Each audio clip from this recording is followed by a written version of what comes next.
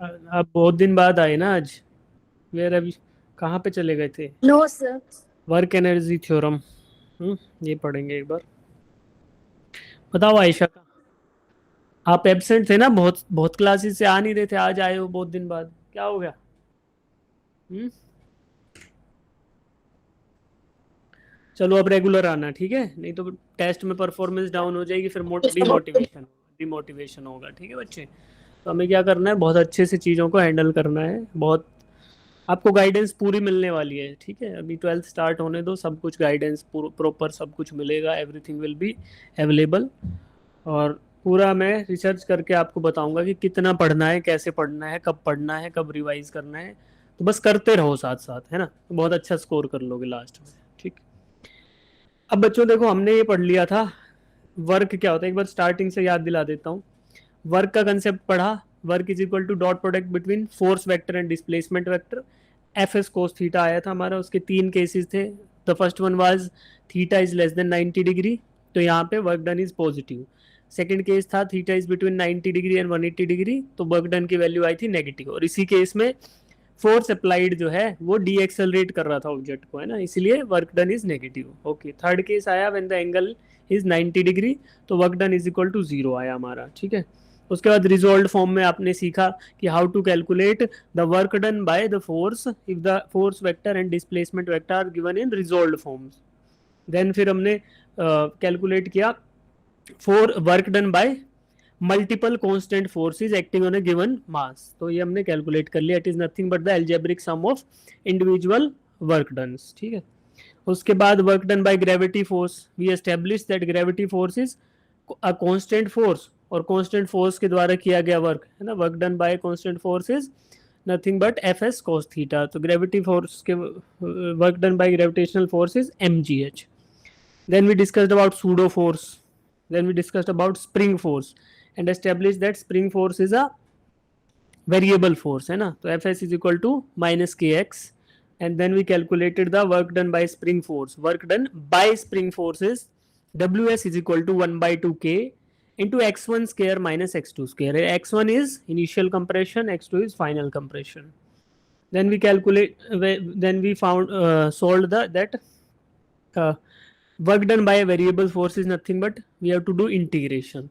Also we established the fact that force and displacement graph per area under the curve on force and displacement graphs gives us velocity. Yes, force and displacement yes graph sir. पर area under the curve क्या देता है? Work done की velocity. Work done. Work work done बच्चे, work done. अरे, area under the curve is vertical axis multiplied by horizontal axis, right? तो force into x is work done. Then we calculated कि if the area is below the horizontal axis then it is negative work done, if it is above then it is positive work done, right? Okay, then kinetic energy is half mv square. We established that kinetic energy in form of linear momentum is equal to t is equal to under root 2 mk, right? Then we solved, we we calculated potential energy. So potential energy क्या आई थी हमारा answer? potential energy is equal to mg h। हो गया, ये हो गया था ना solve, potential energy? Yes, yes sir. ठीक है। अब what we will do, potential energy of spring, potential energy of spring is half के एक्स स्क्वायर। ये लिख लो, अगर नहीं लिखा तो आपने note it down. Potential energy of a spring is half के x square. Potential energy of a spring is half के एक्स स्क्वायर, ठीक है? This x is nothing but compression, कितना स्प्रिंग को change in length of the spring is this x, है ना? Compress करोगे तो रिडक्शन इन लेंथ, एक्सपेंड करोगे तो एलोंगेशन इन लेंथ, ठीक है? देन उसके बाद we discussed about equilibrium or not? Did we discuss about equilibrium? Miss Ba? No, no, है ना? So we will discuss about equilibrium today. We will also discuss about power today, and we will also discuss about something called as work energy theorem, right? So we will start from work energy theorem. Rest we have already discussed.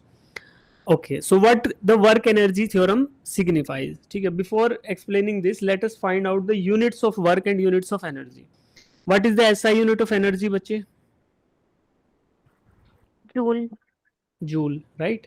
So SI unit of energy is joule, and SI unit of work is Joule. right? So from here we can find out कि यार energy and work are analogous to each other. They are similar things, है ना? Energy and work are similar things. We expand the energy, we use the energy to do some work, है ना? तो ये हमें पता चल रहा है कि energy and work have same units. तो that means they can be equated. और इक्वेट करने के लिए क्या यूज करते हैं? Work energy theorem. So what work energy theorem says that कि total work done on a particle by all the forces equals to change in its kinetic energy. तो work done by all the forces acting on a given mass results into the change in the kinetic energy of the object, right? When we apply force, तो अगर force apply करा तो there will be some acceleration और not? Yes, definitely there will be some acceleration, and acceleration means change in velocity. Change in velocity. And if the velocity is changed, does it impact the kinetic energy? Yes. Yes, sir. Yes. Kinetic energy is also dependent upon velocity. If the velocity is changed, then on application of force, kinetic energy changes. And this is nothing but work energy theorem. Total work done on a particle by all the forces equals to change in its kinetic energy. ठीक है, we are doing work on something, we are applying force on a given mass, so we are ultimately increasing the velocity of that mass, and as a result the kinetic energy of that block increases. Yes बच्चे, तो this is work energy theorem. अभी use आएगा when we will be using this, तो आपको और अच्छे से समझ आएगा. ठीक है, Ayesha left the class again, है ना? तो पंकज सर लिख लो आयशा का नाम अगर आ सके क्लास में, तो है ना? तो कंजर्वेटिव फोर्स, है ना? तो कंजर्वेटिव फोर्स जो है अब डिस्कस करेंगे, conservative and non conservative force. Why we are discussing? अच्छा आयशा वापस आ गए, ठीक है. बच्चे, is there connectivity problem? Ayesha क्या हो रहा है? इंटरनेट खराब हो रहा है? फिर से चले गए, ठीक है. चलो लेट्स नॉट फोकस देयर. ठीक है बच्चों, कंजर्वेटिव फोर्स क्या होता है? शिखा बताओ, what is conservative force? We have already discussed it, है ना? M1D पढ़ रहे थे तो थोड़ा थोड़ा बताया था आपको. What is conservative force?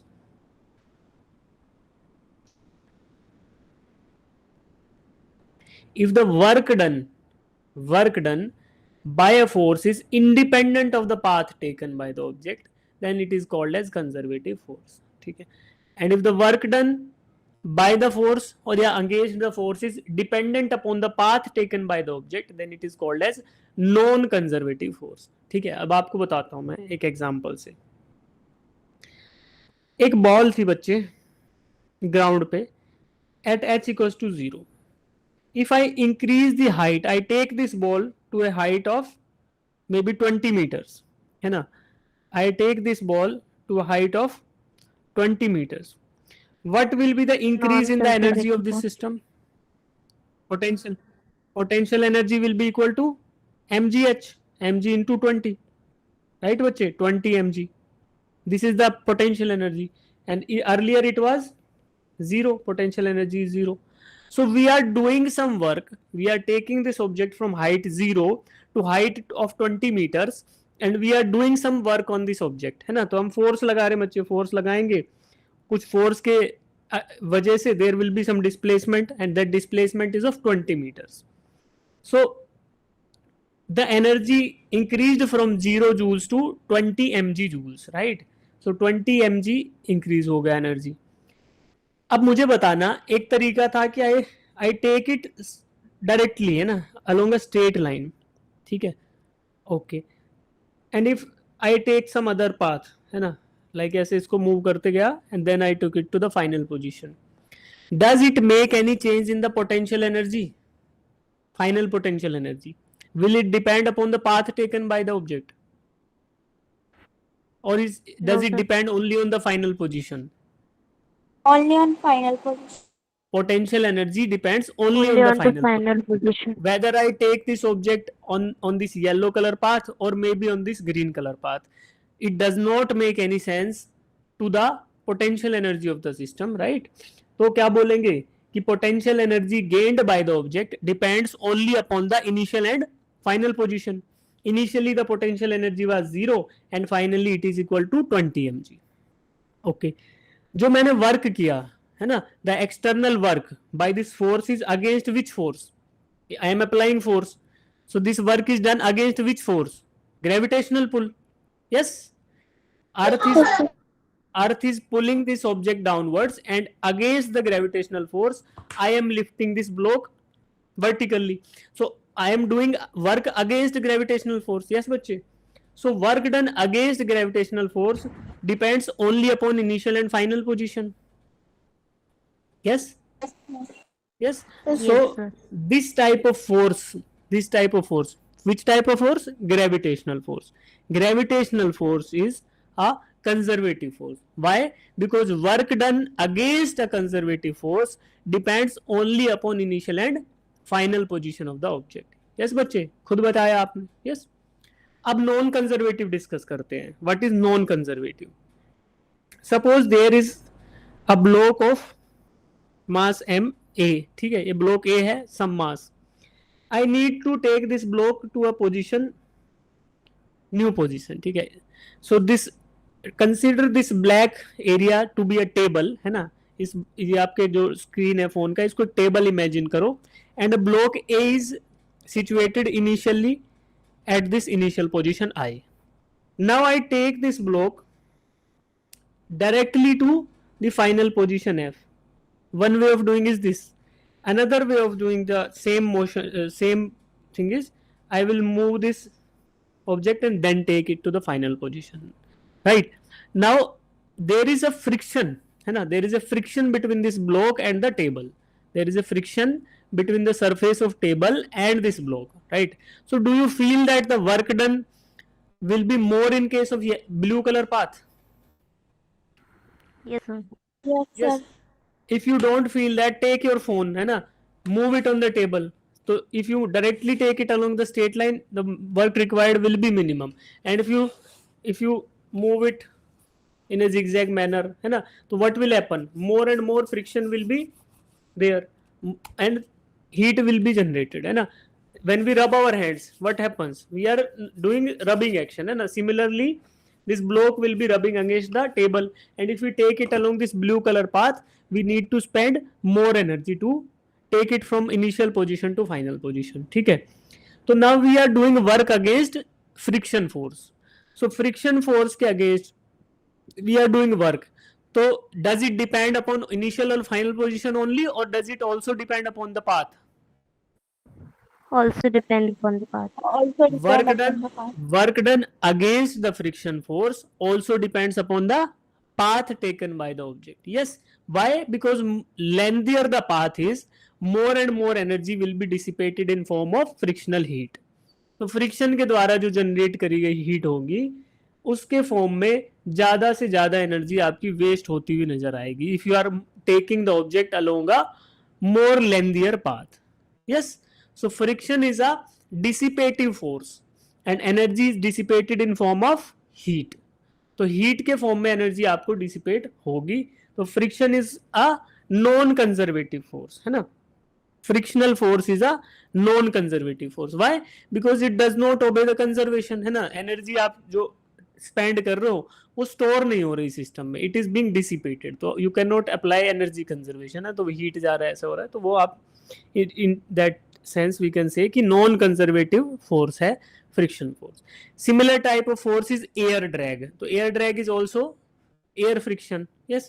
और ये tension दिया है, ये नहीं है, इसको हटा दो यहाँ से. ठीक है. तो air drag and friction is a type of non conservative force. अब देखो non conservative के बारे में क्या बताया. Work done depends upon the path taken by the object. Work done in a round trip, है ना. If I take this object from A, initial to final position and the final to initial, so I am spending work, है ना. मैं work कर रहा हूँ. A से B initial to final ले जाने में भी I have done work, and from final to initial also I have done work. But if that अगर बात करें gravity की, so I am increasing the height, right. I am doing external work, and if I leave the object at the final position, the object will automatically comes downward because the work done by external agency is stored in terms of potential energy, है ना. तो वो conservative force था, तो उसने energy को store कर लिया. जैसे आपने ऑब्जेक्ट को छोड़ा वो नीचे गिर गया. ठीक है, तो यहाँ पे work done in a round trip is 0. Work done in a conservative force is when you are doing a round trip from initial position to final and then final to initial back, that means you are doing zero work, है ना. तो initial to final, final to initial, round trip में work will be 0 in case of conservative, just like in gravity. While in friction it is non-zero. So ये हो गया. Energy is dissipated in terms of heat, we know it. Work done is not completely recoverable, है ना. तो you are doing work in moving the object from initial to final. Some of it is stored maybe in the form of some form of energy, maybe in some pressure energy or spring compression or इस type का हो सकता है. But most of it will be dissipated in terms of heat, and heat cannot be completely converted back to work. We know it from second law of thermodynamics. Second law of thermodynamics क्या कहता है कि total energy, total heat energy can never be converted into work with 100% efficiency, है ना. तो हमें पता है कि अगर डिसिपेटिव फोर्सेस होंगे तो वहां पर work can not be completely recoverable, right बच्चों. अब इसी के साथ साथ we will discuss about conservative force also. Work done is independent of path, it only depends upon the initial and final position. Work done in the round trip is 0.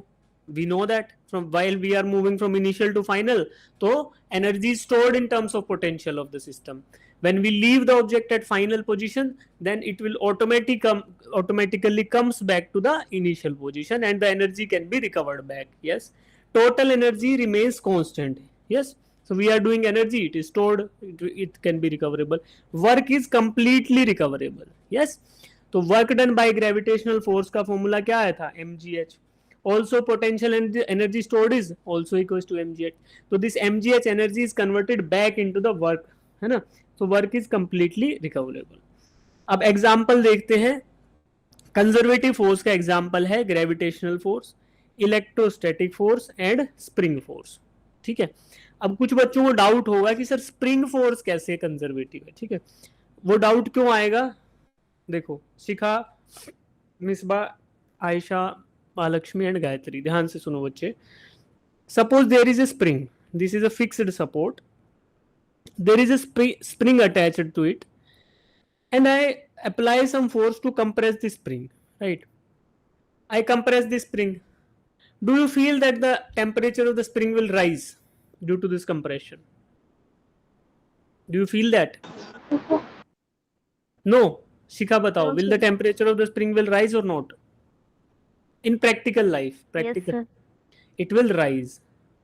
Misbah, it will rise or not? Rise, sir. Okay, in practical, like with very small magnitude of forces, you won't feel that ki temperature is rising or not rising. But have you observed that when you move, when the car just arrives, है ना, the just stops, have you felt that the tires are hot? Temperature of the tire is more. Yes, sir. Yes, why it is so? Because there has been continuous compression and expansion of the tire material, है ना. In similar manner, when you compress the spring, expand it, compress it, expand it, the internal molecules will have some internal friction, है ना. The spring will be of metal.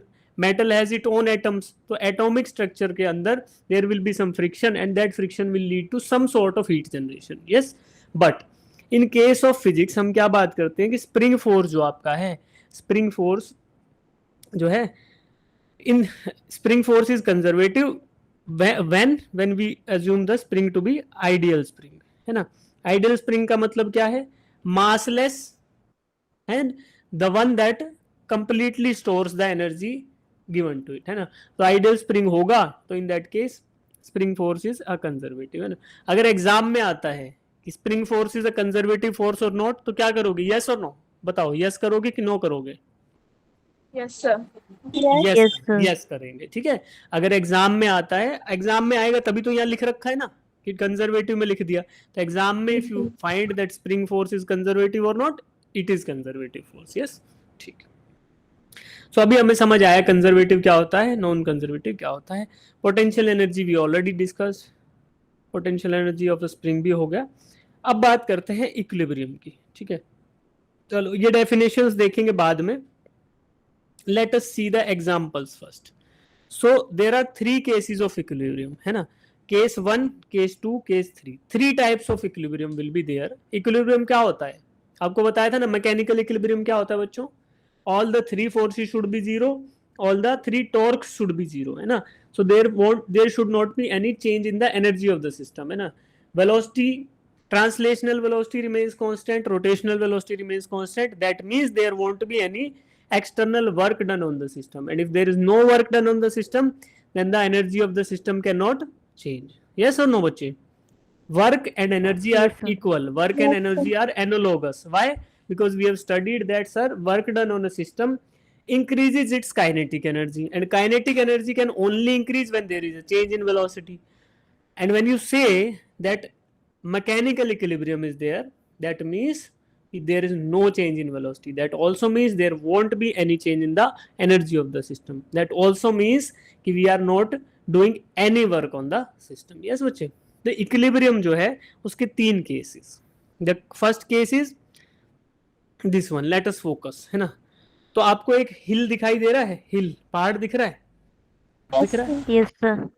so let us place a ball on that part, है ना, this is a ball on the mountain, so it is perfectly balanced on the top of this mountain. Yes, suppose now it is balanced, I provide a very small magnitude force, है ना, small magnitude of force just for a small time interval, and this ball starts, this equilibrium of the ball is disturbed by that force. So what will happen, it will slide down or not, it will Will slide down. है ना, it will slide down. So this ball will slide down, and after that what will happen, this ball may regain a new position, where maybe at this valley, है ना, maybe at this lower point. So do you see that कि initially the ball was in equilibrium, है ना, it was perfectly balanced, but this type of equilibrium was unstable. Unstable why?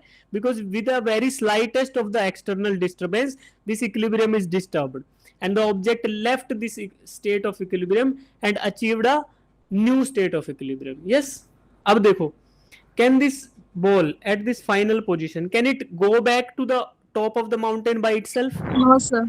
No, sir. No, sir. To do that, what we have to do, we have to provide some sort of work. Yes, Yes, ma'am. so this final position is, जो नीचे वाला final position है, this is the new equilibrium position, है ना। so अभी new equilibrium position पे आ गया। so initially जो equilibrium position था at the top of the mountain, it was unstable equilibrium, it was balanced, that's why बोला कि equilibrium में था, but it was unstable because of the slightest disturbances it loses that equilibrium position and never come back to that position again by itself. ठीक है, okay. Second thing is, now this is a valley. Yes, this is a valley.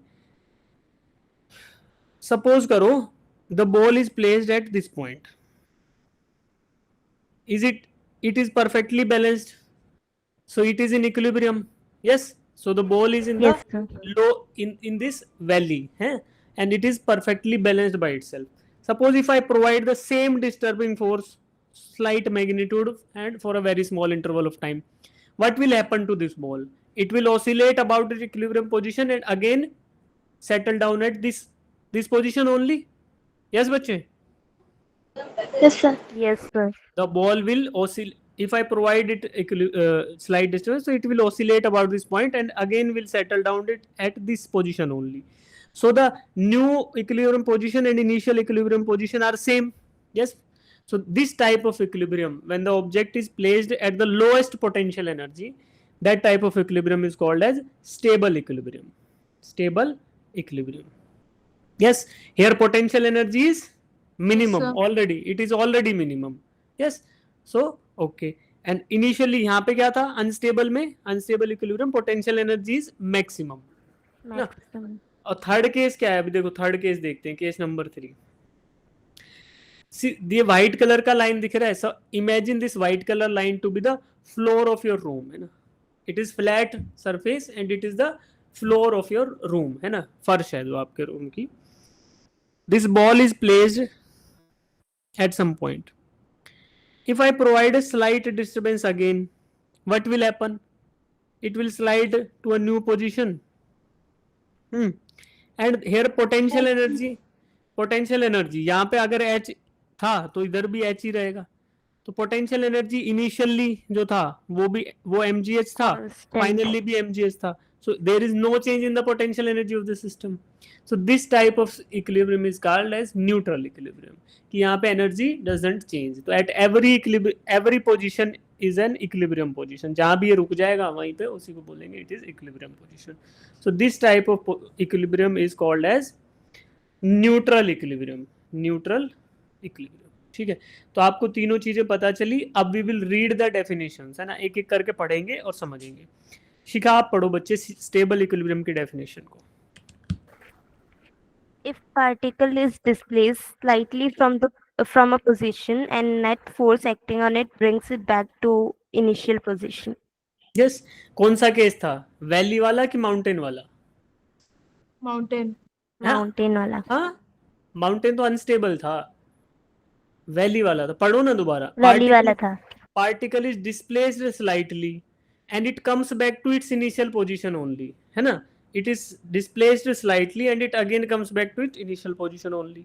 तो कौन सा equilibrium है? Stable, तो valley वाला. ठीक है. अब Mahalakshmi second statement, unstable equilibrium. If particle is displaced slightly from the position and the force acting on it tries to displace the particle further away from equilibrium position. कौन सा case है, mountain वाला कि flat surface वाला? Mountains. Mountain वाला. Slight disturbing force था, उसने इसको इक्विलिब्रियम पोजीशन से फर्दर अवे पुश कर दिया, है ना, जो इनिशियल इक्विलिब्रियम पोजीशन थी. तो this was unstable. Third one पढ़ो बच्चे. Gayatri, read this. Neutral equilibrium. Independent of the system displacement from its original position. ठीक है, independent of a systems displacement from its original position. तो न्यूट्रल इक्विलिब्रियम जो है वो इंडिपेंडेंट होता है सिस्टम के डिस्प्लेसमेंट से. तो वो कौन सा था? फ्लैट सरफेस वाला केस. ठीक है, अब हमें चीजें समझ आ गई. ठीक, इक्विलिब्रियम भी आ गया, वर्क भी आ गया, एनर्जी भी आ गया. Yes Mahalakshmi. Sir, explain once about neutral equilibrium. Okay, it is independent of system's displacement from original position. क्या बोल रहे हैं? न्यूट्रल इक्विलिब्रियम में potential energy is independent of system's displacement. At every point the potential energy is constant because the surface is such like where there is no change in the potential energy of the system. So we are understanding it with respect to gravitational force. Otherwise it can also be studied in case of other type of conservative forces like spring, है ना, spring force है. Suppose करो there is a spring, है ना, we will understand it according to spring also. Suppose this is a fixed support, there is a spring attached to it and the natural length of the spring is L0, right बच्चे? There is a block attached to this spring of mass m. If I displace this block, this is at natural length, the spring is at natural length. I compress the spring slightly and then leave it. What will happen? Will the block oscillate about its position? SHM? Yes, sir. Yes? Yes, sir. And after Yes, some sir. time this simple harmonic motion will stop. So at that point, do you feel that the spring will be at its natural length only? Yes. After this sequence of compression and expansion stops, तो spring कहाँ पे होगा? Compressed होगा, expanded होगा कि natural length पे होगा? Natural length. So what type of equilibrium it is? It is stable equilibrium. Yes. Yes, The spring is already at its minimum potential energy. Yes बच्चे. When I compress the spring, potential energy increases. कैसे? Half kx square. Half kx square, where x is compression or expansion. At natural length x की value क्या होगी? When the spring at its natural length, compression और expansion में x की value क्या रहेगी? 0. Yes. तो Yes, this sir. Is at potential energy का डेटम पे, राइट। तो हाफ के एक्स स्क्वायर आपका कंप्रेशन होगा, एक्सपेंशन कुछ भी होगा, तो ultimately potential energy of the spring increases, है ना। तो ऐसे आप समझ सकते हो इन चीजों को। अब मिटा देते हैं इसको। ओके, वर्क आपको समझ आया। एनर्जी में आपने देखा sir. कि कंजर्वेटिव फोर्स फील्ड क्या होता है, नॉन कंजर्वेटिव फोर्स फील्ड क्या होता है। पोटेंशियल एनर्जी को स्टडी किया, काइनेटिक एनर्जी को स्टडी किया, स्प्रिंग की पोटेंशियल एनर्जी को स्टडी किया, ग्रेविटेशनल पोटेंशियल एनर्जी को स्टडी किया। अब क्या बच गया वर्क पावर एनर्जी में, बताओ। मिस बा से अभी क्वेश्चन पूछेंगे, रुक जाओ, अभी एक्सरसाइज कराते हैं। What is left? Power. Power. Power बचा है, ठीक है। चलो एक बार एक्सरसाइज करते हैं। मिसबा आंखें बंद करो सब लोग, डीप ब्रीथ इन। चलो 10 बार करेंगे, ठीक है। Deep breathe in, breathe out, breathe in, breathe out, again breathe in,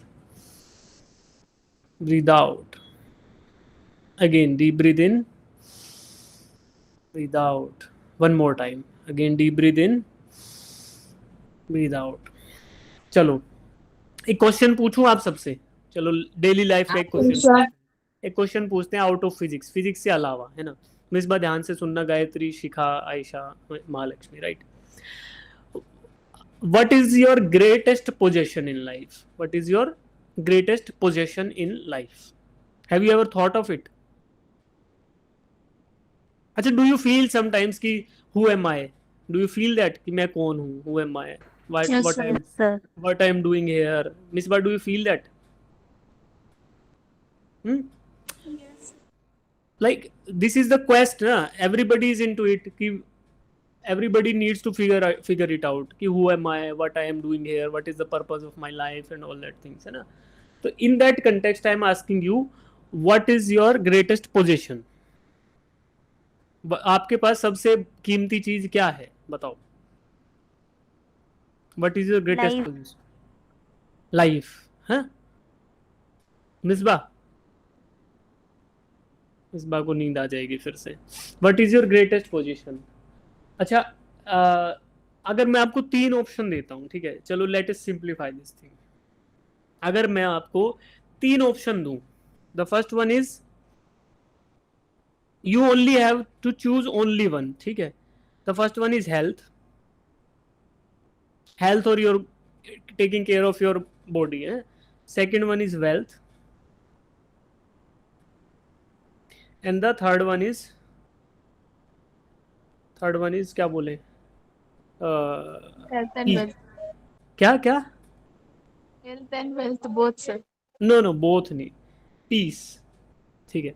so what will you choose out of them? what will be the priority order? Gayatri से स्टार्ट करते हैं। गायत्री आप बताओ प्रायोरिटी ऑर्डर क्या रखोगे? ऐसे बताओ कि सर मेरा फर्स्ट ये रहेगा, दूसरा ये रहेगा, बताओ बताओ। हाँ, For me, Shikha, health.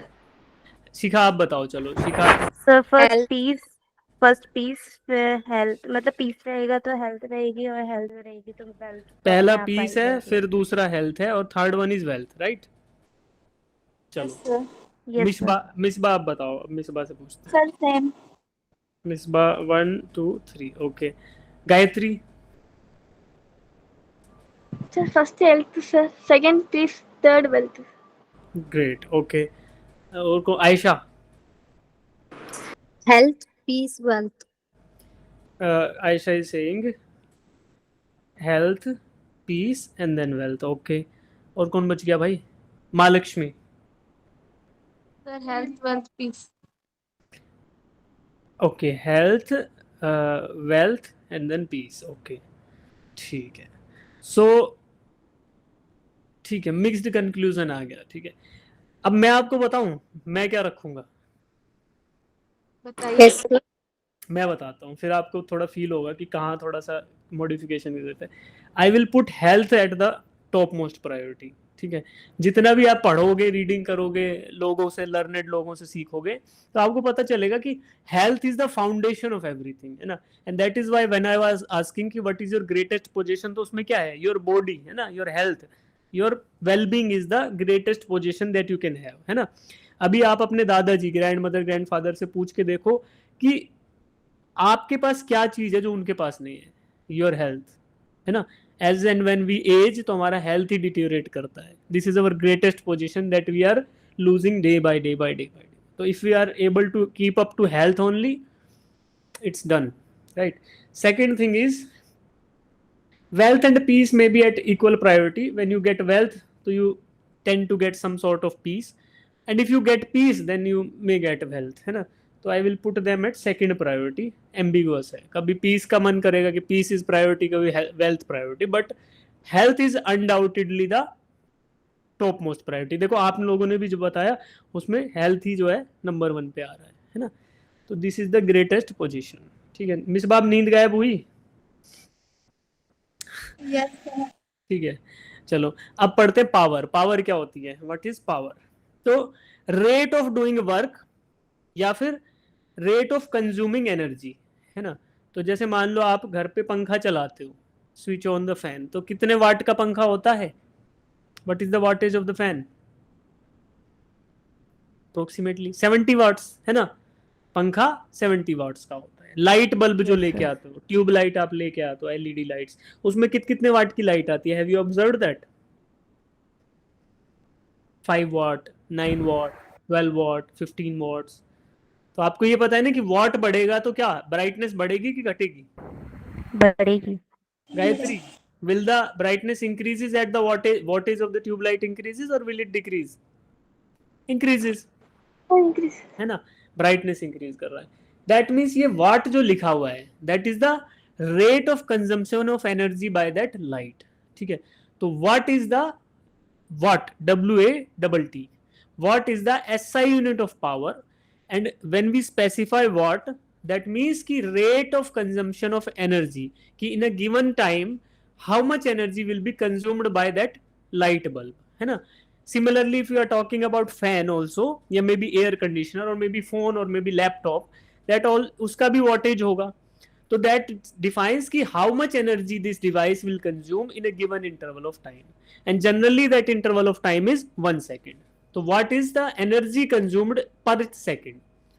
Similarly, if I say that there are 2 bikes, ठीक है बच्चों, the first one is Splendor, Hero Splendor, and the second one is Royal Enfield Bullet, है ना। Royal Enfield Yes, maybe sir. Meteor.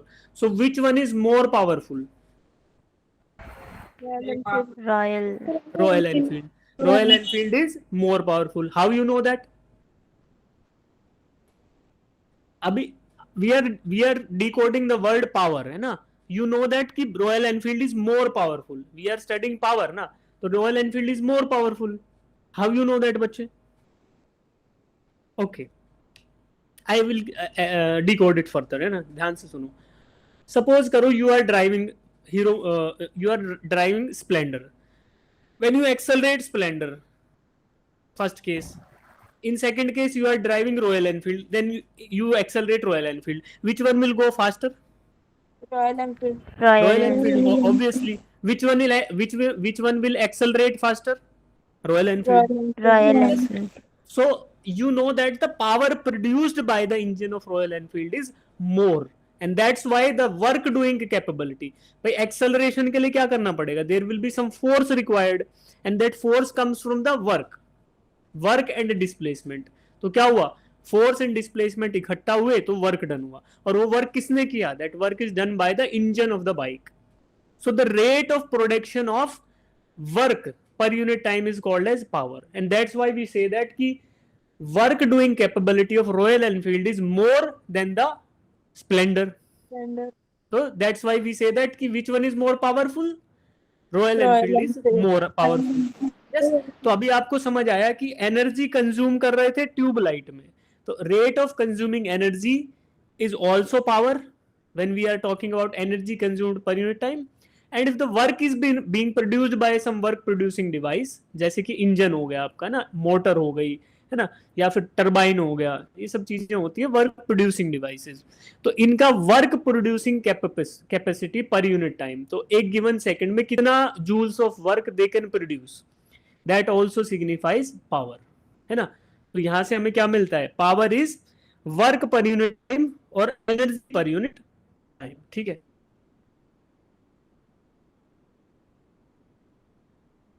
You can also see that work and energy are analogous to each other.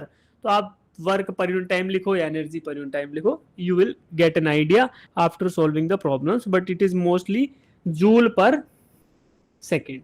तो joule per second is 1 joule per second, 1 joule per second is equal to 1 watt, ठीक है बच्चे, capital W से लिखते हैं, ठीक है। तो यू नोट इट डाउन कि 1 जूल पर यूनिट पर सेकेंड इज 1 वाट। अब 1 joule work produce per second is also 1 watt, 1 joule energy consumed per second is also 1 watt, right. Yes, sir. चलो अभी डाउट है बच्चों कुछ तो पूछ सकते हो, अदरवाइज फिर एक क्वेश्चन सॉल्व करेंगे हम। करें क्वेश्चन? Yes, sir. चलो वी विल सॉल्व। यहाँ पे भी 2 क्वेश्चन है, इनको हम कराएंगे। ये सर्कुलर मोशन का तो आपका क्वेश्चन हो गया था, टेंजेंशियल एक्सेलरेशन का आई बिलीव, ये तो आप लोगों ने कर दिया था, हो गया था जी। पॉइंट 1 आया था, शिखा भूल गए? Yes, sir. हुआ था कि नहीं हुआ? नहीं हुआ तो we will attempt it again. So your screen is not visible to me. Screen is not visible right now. Visible, sir. Shikha को नहीं दिखाई दे रही स्क्रीन। शिखा एक बार रिज्वाइन करो बच्चे, बिना देखे कैसे समझोगे, है ना। तो ठीक है, फिर इसके बाद एक एक है ना मस्त क्वेश्चन लेके आया हूँ आपके लिए, वो जो कर देगा तो समझो कि सब समझ आ गया उसको, ओके। But before that we will try to solve 2 more questions, ठीक है। क्या हो गया, इसको अटक गया फिर से।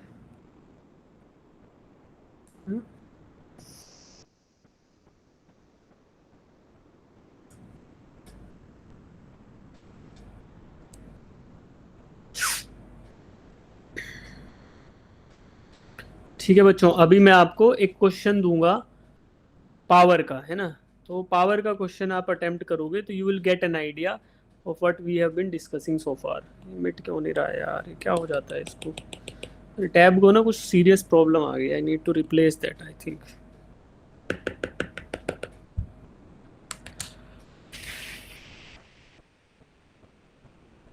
Just give me a second बच्चों, तुम लोग आपस में बात कर सकते हो तब तक, है ना। एक दूसरे को तो जानते तो हो नहीं, वैसे तो दूर दूर बैठे हो सब लोग, बातें कर लो। Sir, आपका screen is not visible. Screen बेटा अभी विजिबल हो नहीं पा रहा है, मैं वो क्वेश्चन दूसरा फाइल खोल रहा हूँ ना, इसलिए तो देख रहा हूँ कि अटक गया है सारा, कुछ हो रहा है यार इसमें।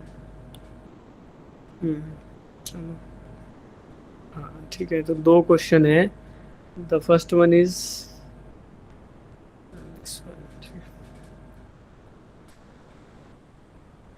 अच्छा मुझे एक चीज बताओ आप कि जो वाटर पंप देखा है आपने, पानी को पंप करने के लिए Yes, जो sir. Water pump Yes, sir. क्या वो इलेक्ट्रिसिटी कंज्यूम करता है? No, sir. No, अरे sir. करता है, एक तो वो हाथ करता है, वाला नहीं sir, कहता। एक नहीं करता. कौन सा वाला पंप बोल रहे हो, वाटर पंप कौन सा? Water. हाथ से जो चलाते हैं? Yes, sir. हाँ वो वर्क तो कंज्यूम करता है ना, you are doing some work on that. Yes, sir. Yes, sir. तो एनर्जी तो कंज्यूम कर ही रहा है डेफिनेटली, ठीक है। Yes, sir. अगर इलेक्ट्रिक मोटर वाले पंप की बात करें, मोटर लगी हुई है, वो पंप कर रहा है, have you seen that? Yes. ठीक है, तो अब बताओ वो एनर्जी कंज्यूम कर रहा है and ultimately it is doing work on water, है ना। तो अब एक क्वेश्चन आपकी स्क्रीन पे, इस क्वेश्चन को अगर पढ़ो और कंडीशन को समझो, then we will draw a diagram and will calculate the quantity of water pumped per unit time, है ना, पर सेकेंड। एक बार इस क्वेश्चन को पढ़ो, then we will draw the diagram for this question और फिर सॉल्व करेंगे इसको।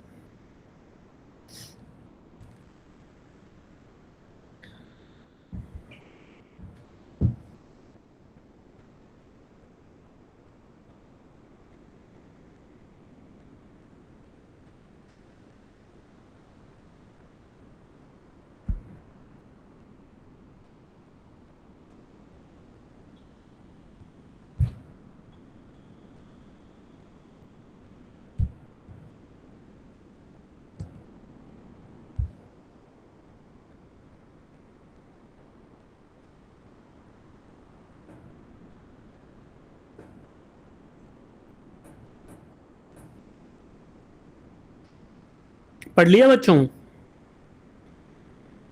Sir, answer 10 kg. आंसर आ गया 10 kg, राइट। किसी और का भी आया 10 kg? 10 Yes. शिखा आ गया? yes sir. गायत्री का नहीं No, आया? sir. नहीं आया ना, ठीक है। चलो इस डायग्राम को ड्रॉ करते हैं। There is a pump which is consuming 1 kilowatt of energy. 1 kilowatt of power मतलब एनर्जी, क्या बोल रहे हैं कि 1000 joules of energy per second, है ना।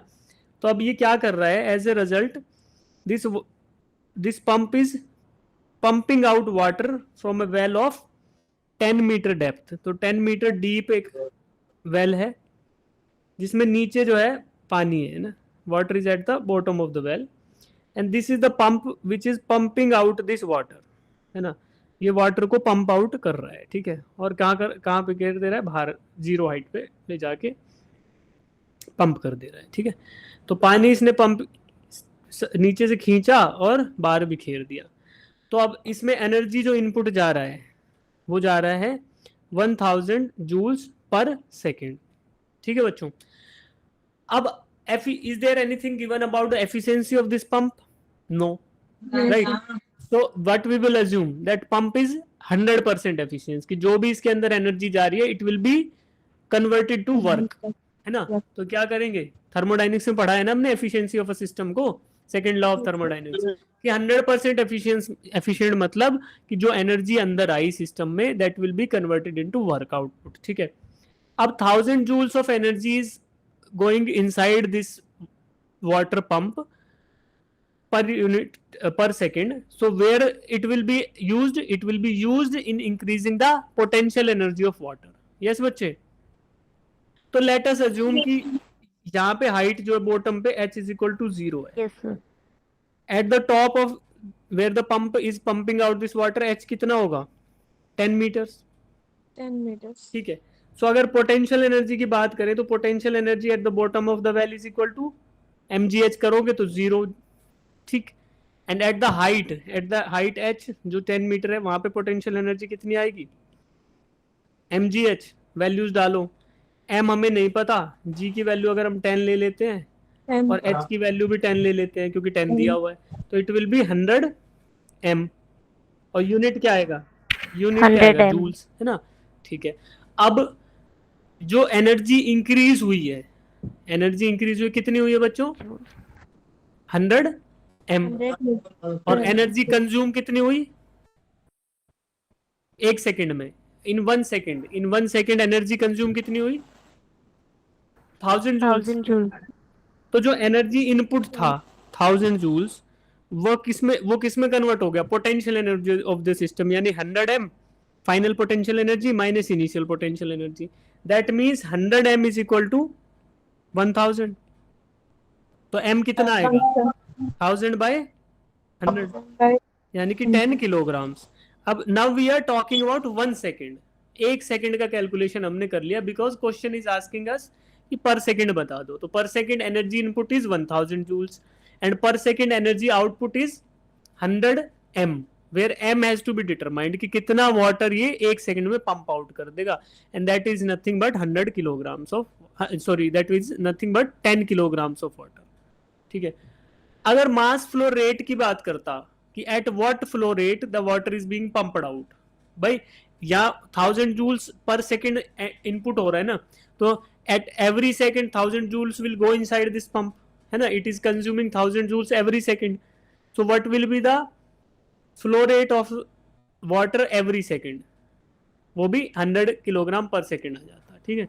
अगर फ्लो रेट की बात करते तो 100 किलोग्राम पर सेकेंड आ जाता, ठीक है बच्चे। इसमें डाउट है, No, sir. Gayatri, Yes, sir. एक बार गायत्री, repeat कर दो. शिखा समझ आ गया अब? No, sir. नहीं आया ना, ठीक है। Gayatri, Yeah, next time can you repeat once more, sir? क्या बोल रहे हो बच्चे, एक बार थोड़ा धीरे बोलो। गायत्री, यू अंडरस्टूड इट और not? Sir, sir, can you repeat once more? हाँ, रिपीट तो करते हैं, ठीक है, ठीक है। शिखा आपसे सोल्व कराएंगे बच्चे, ठीक है। एक बार क्वेश्चन को पढ़ो, गायत्री ध्यान से सुनना, क्वेश्चन को पढ़ो।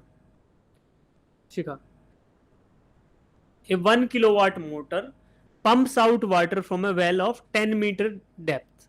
Calculate the quantity of water pumped out per second. ठीक है, तो जो पंप होगा, let us draw the pump again. अभी I will draw the pump again, तो आपको अच्छे से समझ आएगा.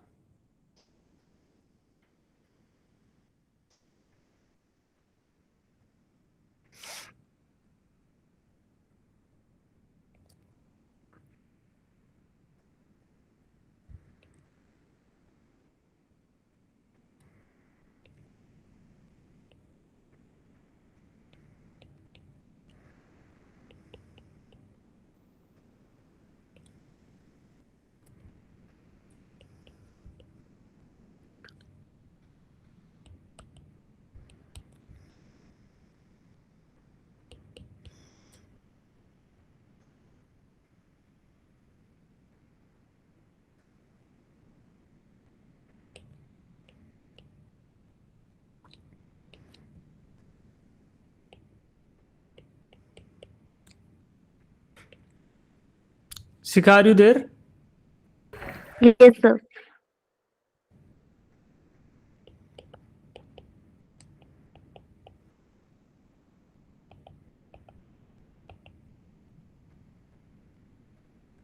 ठीक है, अब देखो पंप क्या होता है बच्चे. देखो वाटर जो था इनिशियली मैंने बोला कि 10 मीटर की डेप्थ पे जब पानी था, तो उसको मैंने बोल दिया कि यहाँ पे हाइट में 0 एज्यूम कर ले रहा हूँ. ठीक है, वेल का जो बॉटम मोस्ट पार्ट है उसको 0 हाइट ले लिया. ठीक है, और 10 मीटर डीप था, तो पानी is being pumped out of the well. तो पानी को हम बाहर पंप कर रहे हैं. तो क्या कर रहे हैं, पानी को Yes, sir. H0 से कितनी हाइट पे ले जा रहे हैं बच्चे? 10 10 मीटर. meter. ठीक है, 10 meter. अब ये जो वाटर पंप होता है ये किससे चल रहा है? मोटर से. देखो दिखा हुआ है मोटर. मोटर क्या करेगी? इलेक्ट्रिकल पावर कंज्यूम करेगी, बिजली कंज्यूम करेगी. Yes. Yes, sir. Yes, sir. तो वो कितनी कंज्यूम कर रही है? 1 किलोवाट, यानी कि 1000 जूल्स पर सेकंड. ठीक है, Yes, अब ये sir. मोटर घूमेगी तो उसका शाफ्ट घूमेगा. अब क्वेश्चन में मोटर की एफिशिएंसी के बारे में कुछ भी नहीं दिया गया. There is no data provided in the question about the efficiency of the motor. Efficiency का मतलब कि what percentage of this electrical power is converted into mechanical power, है ना. तो मैकेनिकल पावर जो अवेलेबल ऑन द शाफ्ट है, there is no data provided that about the efficiency, ki how efficiently the electrical power is being converted into the rotation of the shaft. ठीक है, तो what we will assume, we will assume that it is being converted completely. We will assume that motor is 100% efficient. तो फिर जो shaft है, जो घूमेगा pump का शाफ्ट, उस पे कितनी पावर आ गई बच्चों? 1000 जूल्स 1000 पर joules. सेकंड. यस. अब ये 1000 जूल्स पर सेकंड क्या कर रही है? यहाँ पे कुछ पंखा लगा होगा, है ना, ऐसे पंखा टाइप का कुछ लगा होगा जो कि पानी को पंप करेगा. ये घूमेगा Yes, तो sir. पानी को तक करेगा और बाहर फेंक देगा. तो कितनी पावर इसमें इनपुट हो रही है? 1000 जूल पर सेकंड. अब ये पावर कहाँ जाएगी? This power will be transferred to water only, है ना भाई. एनर्जी इज कंज्यूम्ड, तो कहाँ जाएगी? It will be transferred to water only. तो वाटर को ट्रांसफर कर दी, तो वाटर को एनर्जी ट्रांसफर करी, तो कितनी एनर्जी ट्रांसफर हो रही है एक सेकंड में? 1000 joules per second 1000 energy is used. अब वाटर जो है, अब यहाँ पे एक और अजम्पशन लेंगे. देखो ध्यान से, अब इतने डिटेल में बात कर रहे हैं तो ये भी अजम्पशन लेंगे. Assuming that the velocity of water at outlet is very low, है ना. Why?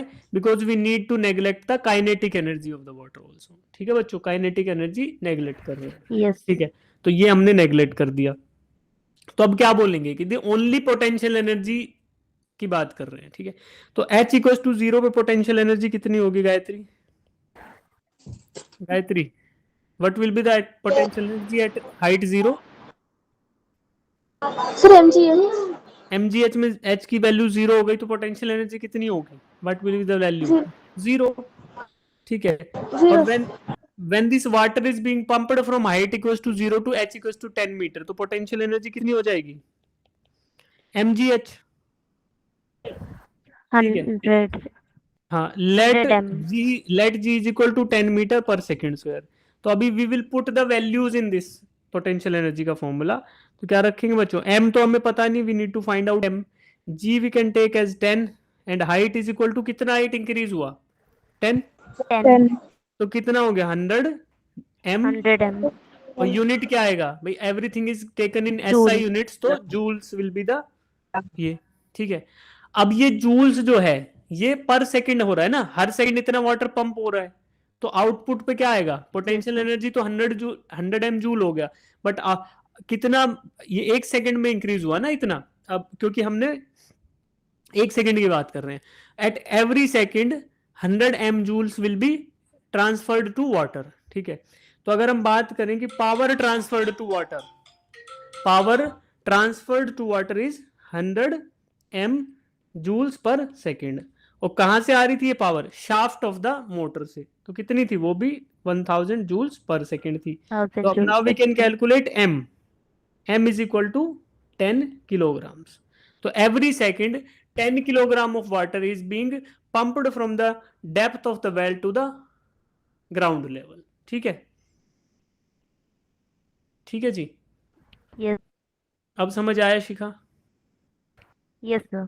Suppose now we can modify it further. Misbah, Manjula, Misbah, Mahalakshmi, Shikha and Gayatri. ठीक है? If I provide you that efficiency, hello, हाँ,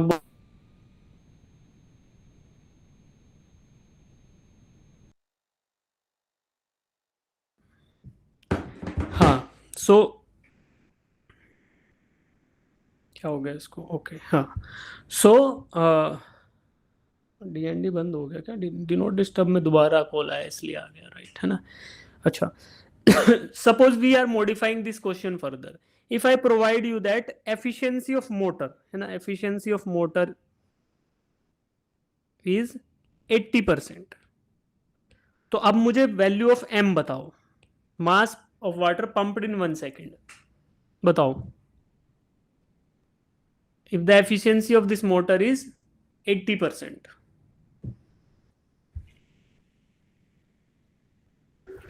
8 kg. 8 kg, शिखा को आगे समझ, Misbah 8 kg आया बच्चे? Yes, sir. महालक्ष्मी क्या होगा, देखो 1000 जूल्स गया एज एन इलेक्ट्रिकल पावर, तो आउटपुट पे शाफ्ट पे कितना आ जाएगा, अगर ये मोटर 80% एफिशिएंट है तो कितना आएगा, 800, है ना, 800 joules per second. Now this 800 joules will be used, तो 800 joules is equal to 100 m, तो m क्या आएगा, m will be 8 kgs per second, ठीक है। तो अब आपको समझ आया, यहाँ पे बहुत सारी एफिशिएंसीज दे सकता है, मोटर की दे सकता है, या फिर ये इसकी भी दे सकता है, इसको पंप बोलते हैं ना, तो ऐसे हो सकता है, ठीक है। तो let us leave that, okay. अगर आपको velocity at outlet they they, can you do that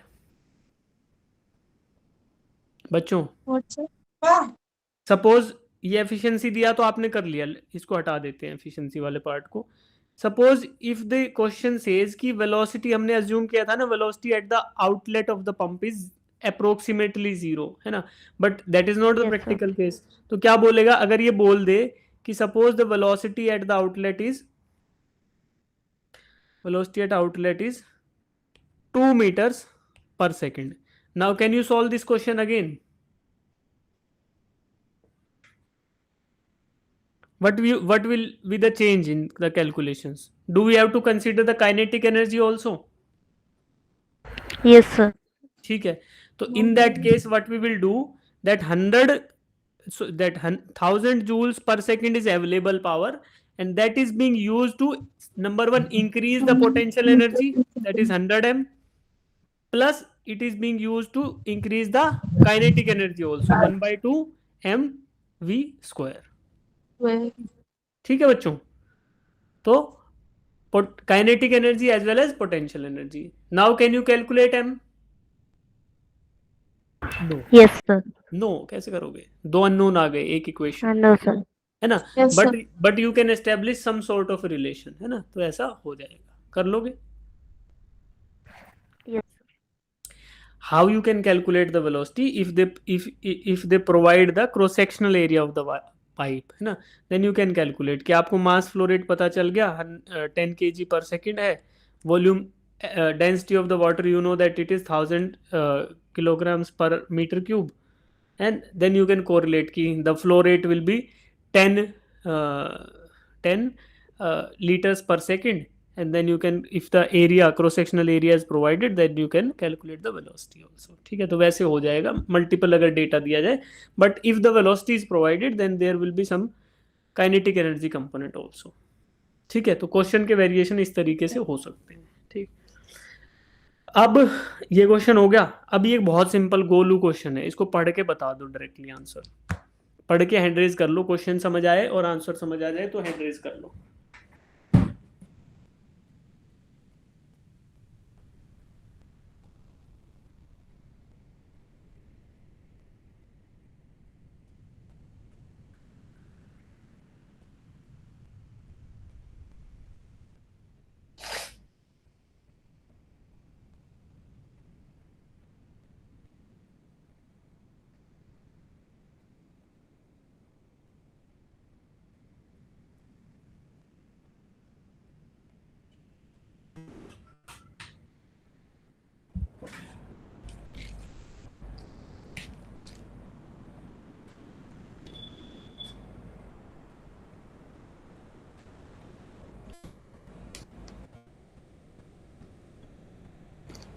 आवाज में बस सॉल्व हो गया. Yes, sir. मिसबा आप ही एक्सप्लेन करोगे, आपको बोलूंगा मैं, आप एक्सप्लेन करना सबको कि क्या आपने सोचा, how you solve this question, है ना.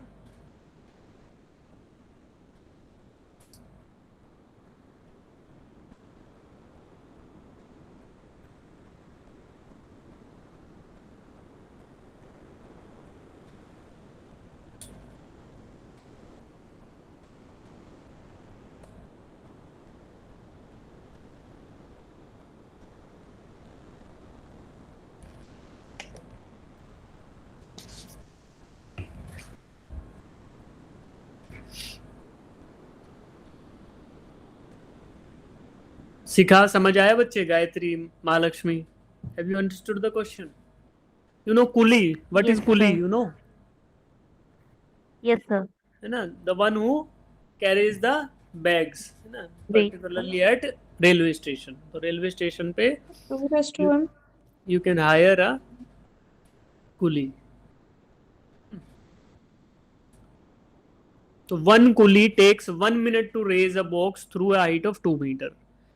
Another one takes 30 seconds for the same job. Another coolie takes 30 seconds for the same job and does the same amount of work. Which one of the two has greater power and which one uses greater energy? अच्छा, आप बताओ, दोनों ने work done same किया कि अलग अलग किया? Same, sir.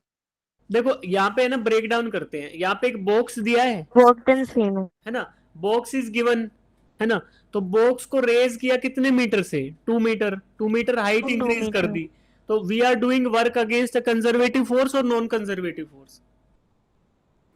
Conservative. We are doing the work against gravitational force, or gravitational force is a conservative force. Now does the work done against a conservative force depends only on the initial and final position? Yes, work done Yes. against a conservative force only depends upon the initial and final position. It does not depend upon the path. तो यहाँ पे initial and final position में difference क्या है? 2 meter का height का. The only difference in the height 2 meter. So in both the cases work done is same and that is Same. already given in the question. So which coolie will consume more energy? Sir, coolie number 2. Number 2. Energy consumed by both of them will be equal. Same. By work done is equal, so energy consumed is also equal. But the same work is done by the first coolie in 1 minute and by the second coolie in 30 seconds. So rate of doing work is faster in which case? Coolie number 2, sir. Coolie number 2. Coolie number 2 is doing the same amount of work in less time. तो power किसका ज्यादा हुआ? Yes, sir. किसका ज्यादा हुआ? Number royal 2. Enfield का कि motor Splendor का? Royal रॉयल एनफील्ड का. Royal Because Enfield. Royal Enfield is doing greater amount of work in same time या फिर same amount of work in less time, है ना. तो the same amount of work is done in less time by Coulomb number 2. That's why Coulomb number 2 is more powerful. Yes, sir. Yes, अरे sir. General language में भी यही होता है ना कि when you are capable of doing work at a faster pace then you are more powerful. Yes. तो Yes, sir. Yes, sir. energy consumed by both of the pulley is both the pulleys is Same. same है ना. तो they are consuming the same amount of energy because the work done by both the pulleys is same. क्यों? क्योंकि we are doing the work against the conservative force field, that is gravitational force, and work done against a conservative force field only depends upon initial and final position. ठीक है. तो Yes, अब sir. तो और अच्छा बताओ, is there any relationship between the power of first कुली and power of second कुली? मुझे बताओ अब आप. P1 is the Yes. power of first coolie and P2 is the power of second coolie. इनके बीच में क्या रिलेशन है? अगर मैं इक्वल टू लगाऊं तो what number should come on which side? Are they equal? No. P1 is not equal to P2. कौन सा ज्यादा है? Power P2 is P greater than P1, twice than है ना. P1. P2 is twice than P1. No, sir. अरे सोचो ना. P2 is No, sir. which More than pulley is P1. more powerful? ये बताओ. P2. P2. P2. तो power of P2 is, ये तो समझ आया कि P2 is greater than More. P1. Yes. Yes, sir. Yes. But what times? कितने ज्यादा, कितने गुना? शिखा ने बता दिया. P2 is 2 times of P1. देखो कैसे. वर्क डन बाय, अभी बात करते हैं. Work done by coolie number 1 is W1 and work done by coolie number 2 is W2. Are they equal और अनइक्वल? Unequal. है. Equal. अरे equal. Equal, sir. They does the same amount of work. एक तो question में दे दिया, अदरवाइज हमें पता है ना कि यार h equals to may be 0 से h इक्वल्स टू 2 मीटर पे लेके गया है इसको. तो mgh ही तो वर्क किया दोनों ने, mgh. So work done is equal in both the cases. तो W1 इज equal to W2, right. Time taken by coolie number 1 is 60 seconds and time taken by coolie number 2 is 30 seconds. तो अगर पावर P1 की बात करें, power of coolie number 1 is W1 by T1, work done per unit time. कितना आया? इसको बोल दो W1 बाय T1 आपका 60 है. And P2 is equal to W2 by T2 and W1 and W2 are equal. तो we can replace W2 by W1 by T2. अब value रखो W1 बाय 30. ठीक है बच्चे. अब देखो W1 बाय 30 आया P1 एंड W1 बाय 30 आया P2 और W1 बाय 60 आया P1. तो क्या ये नहीं बोल सकते, अगर मैं 2P1 की वैल्यू निकालू तो क्या आएगी? W1 बाय 60 इंटू 2, तो आएगा W1 by 30 and which is equal to P2. तो 2P1 is equal to P2. तो ये तो पता ही है ना. Yes, sir. तो आ गया. तो ये आ गया आपके पावर के क्वेश्चन. ये समझ आया अच्छे से पंप वाला question? Yes, sir. Yes, sir. अब वापिस जाते हैं अपने उसी पीडीएफ में. 2-3 क्वेश्चन बचे हैं. We will try to solve simple ones, है ना. तो ये हमारा हो गया था.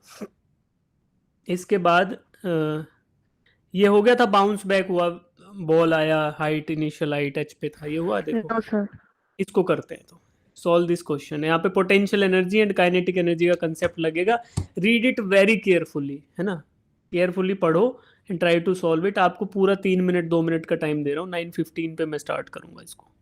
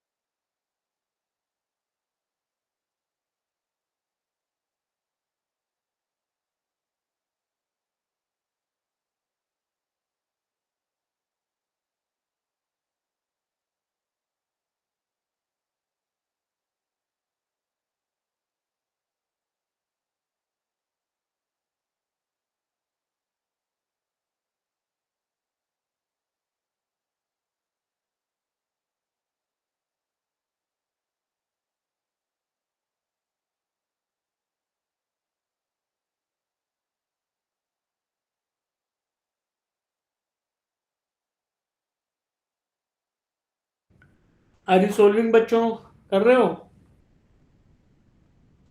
Yes, Yes, sir. sir. समझ आया क्वेश्चन? क्वेश्चन समझ आया तो आगे बात करते हैं। देखो पहले एक बार क्वेश्चन को समझ लो। A ball is thrown vertically downward from a height of 20 meter with an initial velocity of v nought. ठीक है, तो बॉल को फ्री फॉल नहीं कराया गया है, 20 मीटर की हाइट पे बॉल को फ्री फॉल नहीं कराया गया है, ये ध्यान रखना है हम लोगों को। क्या है कि at an height of 20 meters the ball is being projected downwards at a velocity of, ball को नीचे फेंक दिया V naught. At a velocity of 0. 20 meters per second. ये लिखा है ना क्वेश्चन में? नहीं, V naught at a velocity, No, sir. No, Height. sir. Height at 20 meter, तो वेलोसिटी वी नॉट से फेंका गया है, तो वेलोसिटी वी नॉट, तो ये डाउनवर्ड वेलोसिटी है। तो अगर मैं बात करूं इस पॉइंट पे एनर्जी की, तो what is the total energy in the ball? there is some potential energy which is equal to Yes, sir. mgh, and there is some kinetic energy also which is equal to half mv square, because the velocity, initial velocity is non zero, है ना? तो जो energy था इसका point, initial point पे, point number 1 बोल देते हैं, ठीक है, वो एनर्जी इसका कंजर्व रहेगा unless it hits the ground, ये हिट ना करे ग्राउंड में, तो क्या होगा, potential energy will be converted into kinetic component, but ultimately energy conserve रहेगी इसकी थ्रू आउट। तो ये नीचे आएगा बॉटम मोस्ट पॉइंट पे, उस टाइम जैसे ही टकराएगा after collision it loses 50% of its. 50%. अब बचा कितना, रिमेनिंग एनर्जी कितनी बचेगी बच्चों? 50%. So 50%. remaining energy will be 50%, and that 50% remaining energy is sufficient to take this ball again to the height of 20 meter. ठीक है, तो अब बताओ यहाँ पे क्या अज्यूम करो कि फाइनली इसकी वेलोसिटी 0 हो जाती है 20 मीटर पे जाके, क्यों क्वेश्चन में नहीं दिया, बट हमें पता है कि this energy should be sufficient enough, तो आपको मिनिमम वेलोसिटी वी नॉट बतानी है कि कितनी वी नॉट से फेंका जाए। ठीक है, ऐसा हम रियल लाइफ में भी करते हैं। इफ आई, अगर मैं बॉल को देखो, मेरा हाथ देखो बच्चों, अगर मैं बॉल को फ्री फॉल करा दूं तो क्या ये बाउंस बैक करके सेम हाइट पे आएगी? Will the ball will come back to same height if just free fall कराया है? नहीं। इसलिए हम क्या करते हैं, जब हम बॉल से खेलते हैं तो वी प्रोजेक्ट इट डाउनवर्ड, हम इसको थ्रो करते हैं डाउनवर्ड में ताकि वो फर्श से बाउंस बैक करके वापस आए, है ना? बास्केटबॉल है, बास्केटबॉल को भी नीचे Yes, sir. नीचे वेलोसिटी देते हैं ताकि वो बाउंस बैक करके हमारे हाथ तक आए। अगर भी if you don't provide sufficient velocity तो वो नीचे टप्पा खा के वहीं रुक जाएगी, it will not come back to the same height. तो अब बताओ कि this 50% energy is sufficient enough to give the ball the same height of 20 meters। ठीक है, तो what is the energy required to increase the potential energy of the ball from 0 meter to 20 meters? What is the energy required? At 0 meter height potential energy is equal to 0, and at 20 meters height potential energy is equal to mgh, तो 20 into m into g। ठीक है, so this 20 into m into g is the energy that is left out, है ना? 50% of initial total energy should be equal to final potential energy। अब ये hint low and then give me the answer, है ना? पोल create कर रहा हूं मैं, अब आपको समझ आया होगा। I am creating a poll and then answer in the poll बच्चे। ठीक है, ये सॉल्व करेंगे, अच्छे समझेंगे इसको, then we will conclude our today's class.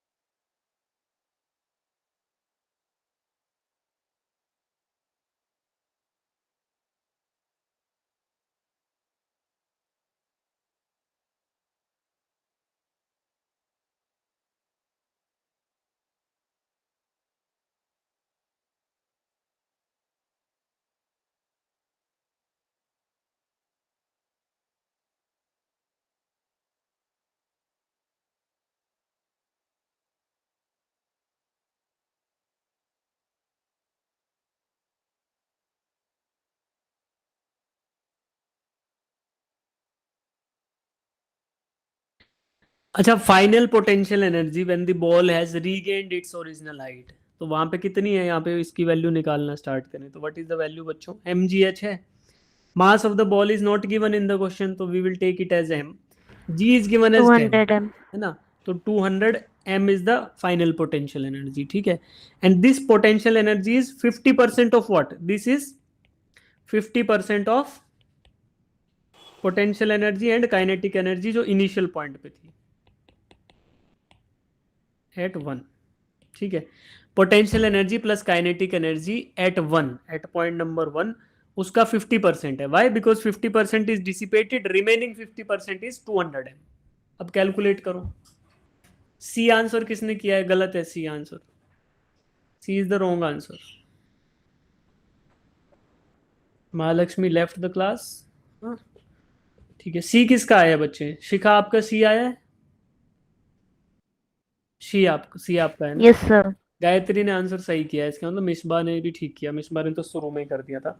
देखो अब इसको कैलकुलेट कर रहे हैं बेटा, 200 m is equal to half, यानी 50%, half of what, half of initial potential energy. Initial potential energy कितना था बच्चे? 200 m, plus initial kinetic energy वो कितना था? Half m into V square, V आपका डाउनवर्ड है ना, m वी नॉट स्क्वायर, ठीक है। अब देखो, can I cancel out m through out? कर सकते हैं ना, कि m इधर भी है, इधर भी है और इधर भी। नाउ आई गेट दैट कि 200 into is equal to 200 plus V square by, sorry V naught square by 2। तो अब आपको पता चला कि 400 माइनस 200 करोगे और फिर से दोबारा, तो 400 is equal to v naught square, तो वी नॉट क्या आएगा फिर? V naught is equal to 20। तो answer is option number A. Shikha आपने कैलकुलेशन मिस्टेक किया बच्चे, Yes, sir. ना? Got it. गॉट इट ना, ठीक है। तो अब क्वेश्चन समझ आना स्टार्ट हो गए यहाँ पे। एक क्वेश्चन और कर लो, ये क्वेश्चन और कर लो फिर छोड़ देंगे। कोफिशिएंट रेस्टिट्यूशन क्या होता है? Velocity of separation divide by velocity of approach.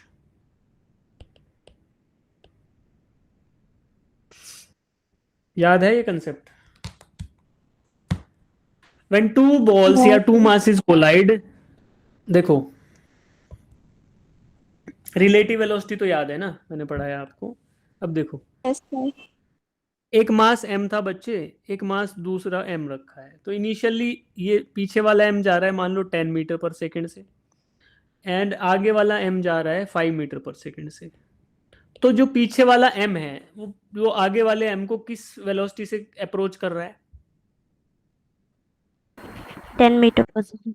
No, इनके बीच में गैप कितनी जल्द किस वेलोसिटी से खत्म हो रहा है? 5 meter per 5 second. मीटर है ना, तो that is the velocity of approach. तो वेलोसिटी ऑफ अप्रोच कितना है? 5 मीटर पर सेकेंड। अब मानो कि आफ्टर कोलिजन, मान लो आफ्टर कोलिजन, अगर आफ्टर कोलिजन ये जो पीछे वाला m है, इनको m1 m2 बोल लेते हैं ना, वो अच्छा रहेगा, m1 और m2। सपोज करो कि m1 का वेलोसिटी हो गया 2 मीटर पर सेकेंड और m2 का वेलोसिटी जो है वो हो गया आपका, अभी मैं आर्बिट्ररी वैल्यूज ले रहा हूँ तो है ना, m2 का वेलोसिटी 5 से बढ़कर हो गया 12 मीटर पर सेकेंड। तो अब मुझे बताओ वेलोसिटी ऑफ सेपरेशन कितना है? कितनी वेलोसिटी से सेपरेट हो रहे हैं एक दूसरे से? अब 10 meter per 10 second. मीटर। तो अभी अगर इस केस में कोफिशिएंट ऑफ रेस्टिट्यूशन की वैल्यू निकालूं तो वेलोसिटी ऑफ अप्रोच कितना था? 5। वेलोसिटी ऑफ सेपरेशन कितना है? 10। तो कितना आया कोफिशिएंट ऑफ रेस्टिट्यूशन? 0.5। ठीक है। Before collision is the velocity of approach, after collision is the velocity of separation. ऐसा ही होगा ना, ये इसको टक्कर मारेगी तो सामने वाला एक्सेलरेट हो जाएगा और पीछे वाला थोड़ा डी एक्सेलरेट हो जाएगा। Yes Yes, sir. तो अब देखो क्वेश्चन में क्या पूछा, यहाँ पे you have to find out v1 by v2, है ना। क्वेश्चन में पूछा velocities of the two balls after collision. After collision मतलब v1 फाइनल वेलोसिटी और ये v2। तो इनिशियल वेलोसिटीज जो गिवन है ये आपकी u1 एंड u2 है, और फाइनली जो ये गिवन है इनको बोलते हैं v1 एंड v2। तो आपको v1 बाय v2 यानी कि आफ्टर कोलिजन वाला निकालना है। ठीक है, करो। सिंपल सॉल्यूशन है इसका बहुत। तो ऐसा क्वेश्चन एक्सपेक्टेड भी रहता है, थोड़ा थोड़ा इजी है, क्योंकि जस्ट ट्राई टू सोल्व है ना। ई की वैल्यू जैसे ही रखोगे आप समझ आना स्टार्ट हो जाएगा।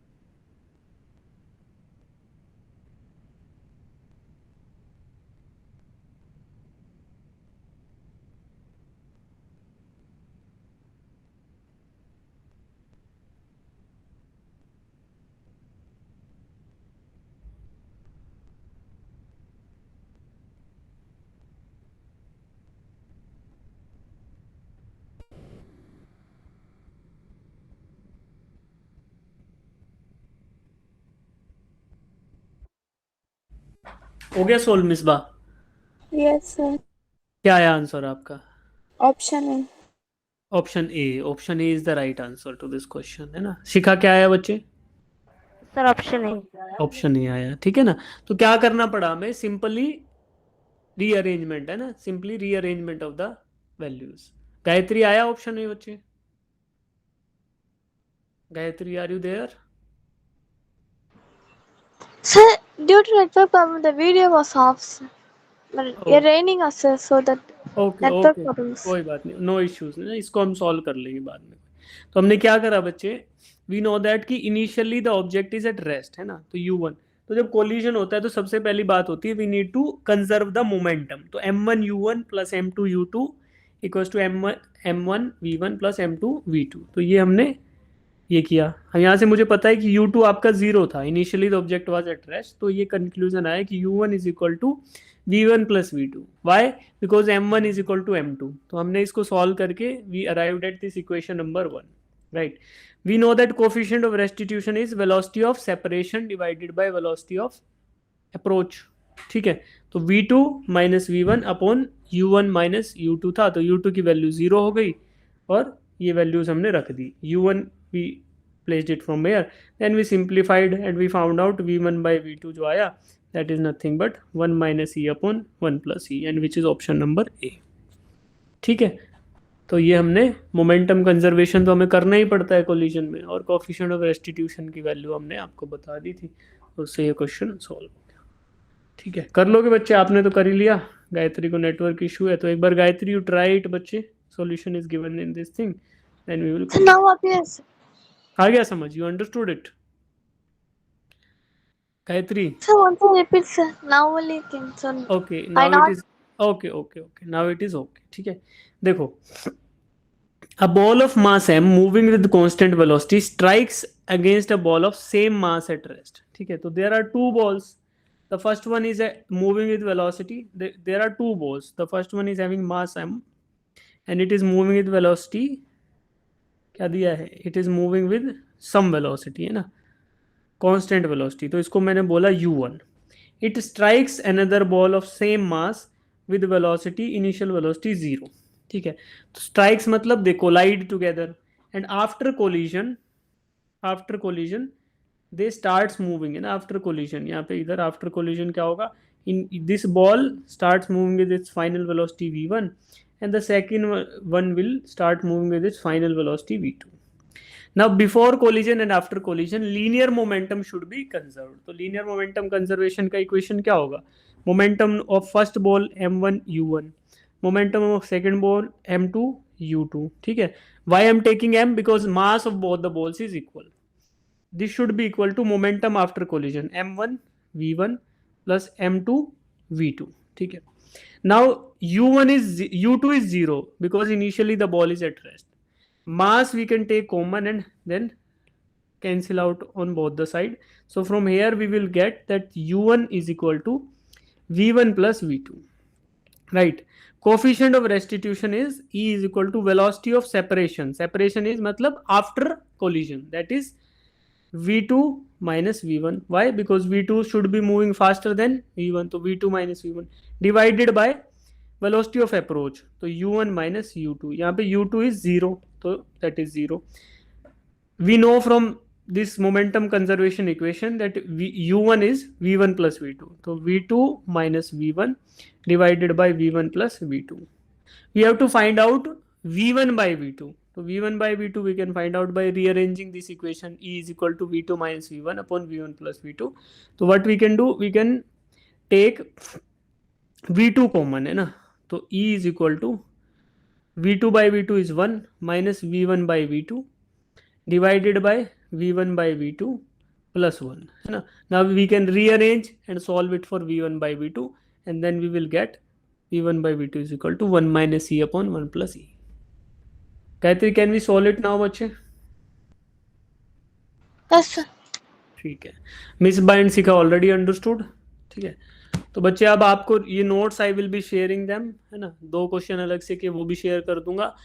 वर्क पावर एनर्जी के शॉर्ट नोट शेयर कर दूंगा and it will be there in your this weekend's exam है ना. तो motion in 1D, Newton laws of motion and work power and energy. ठीक है. तो with this we should conclude our today's class. If you have any doubts you can stay back, otherwise you can leave.